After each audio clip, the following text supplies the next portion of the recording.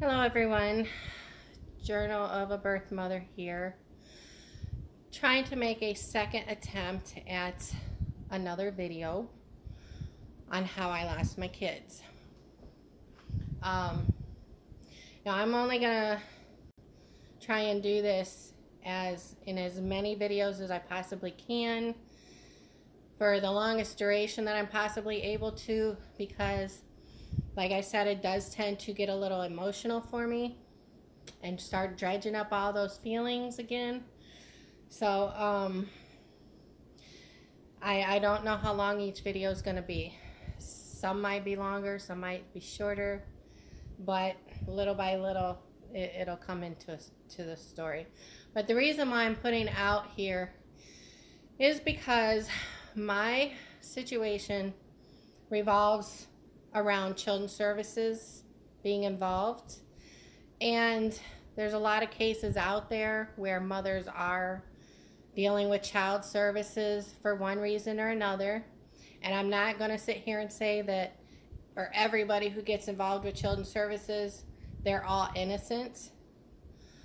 But I can honestly say that for my story, in my opinion, I feel like I was undeserving of what actually took place.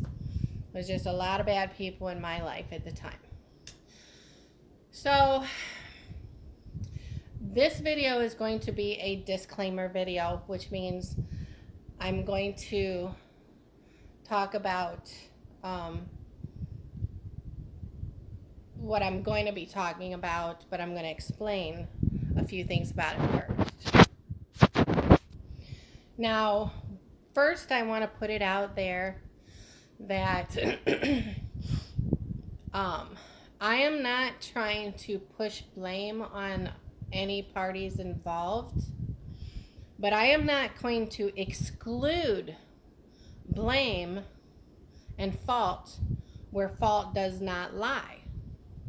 Now, some people will say, who are in your family situation, your children, or it could be a family member, it could be anybody, and they could sit back and say, well, you're just trying to make it look like, you didn't make all these bad decisions. Well, I understand where I made all my bad decisions, okay?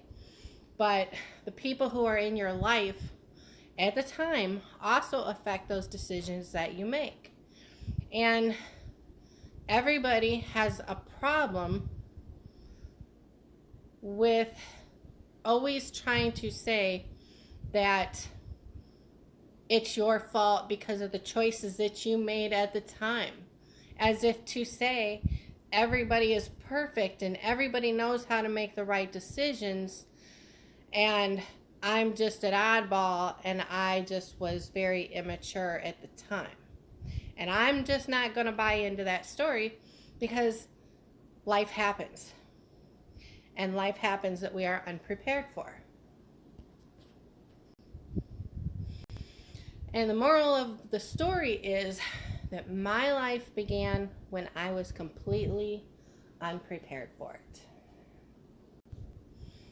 Now, people make decisions based on what kind of life knowledge that they have at the time.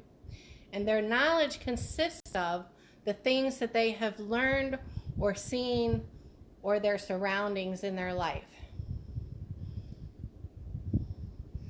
Sometimes people do not have all that. And at the time, because I lived a very sheltered, smothered life, my life knowledge was a ground zero. And it did reflect on the choices that I had available to me and the decisions that I made at the time. One aspect of it is television, okay? I was not permitted television. If I did, it was only Disney at the time. I didn't know anything about the news, crime, violence. My life was very peachy keen at the time. And so I was just completely unprepared. And, my parents, they never talked to me about anything. If I did ask questions about anything, they always said, go play. Um, so I was completely unprepared for what they were going to challenge me with later in life.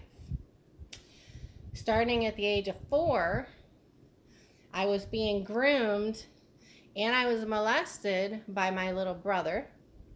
And I did tell my parents about this year after year after year, and they never did anything about it.